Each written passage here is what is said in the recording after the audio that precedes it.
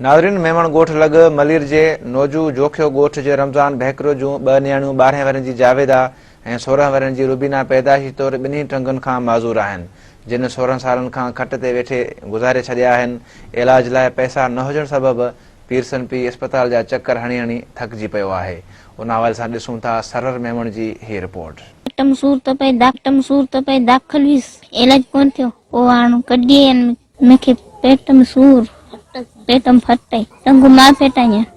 हाँ मजूर है, आप चाची मुझी मदद करो। टाइयन जो टंगू सही करे तो असी कम कार करी। मुझो भाउ हिकिड़ो पागल भेण पिए, मुझी मां न सदमे में मरी वई, असांजी मदद करे असी सही थियूं, कम कार करण जहिड़ा थियूं, हलाइण जहिड़ा थियूं। 15-16 साल थी विया न। 20-25 ॾींहं थिया न। असांजो आहिनि जॾियूं माज़ूर न, असांजो पे गरीब पोड़ो पीरसन, मां असांजी कोने, भाउ हिकिड़ो आहे, सो पोइ अधु दमा कई।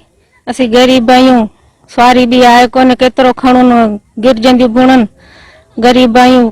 बाक़ी असांजी मदद करियो, असांजूं जवान भेणूं थियूं, इन पट ते सूरनि पियूं, उन भेण आहियां, पी खणनि पे पीरसन का कोंदियूं खजनि, पे टेरे बीमार थी वियो, पे पाण असांजो बीमार आहे। बाक़ी भेणूं असांजूं 2 जवान अची थियूं, इन खे मदद करियो। गरीब वीचारा मिसकीन मदद करण वारो केरु कोन्हे। बकाई दाख़िल पे हिकिड़ो गुरु मां मरी वई, भेण इहा वीचारी इहा हथ जलियो वेठी आहे, भाउ अधु दमा कनि, बकाई मां वीचारा लॻाए आई आहे। गरीब बकर नंढड़ो सो विकिणी इलाज करूं, हाणे इलाज करो, मदद वारो माण्हू कोन्हे, असांजी मदद करियो, असीं गरीब आहियूं, मिसकीन आहियूं।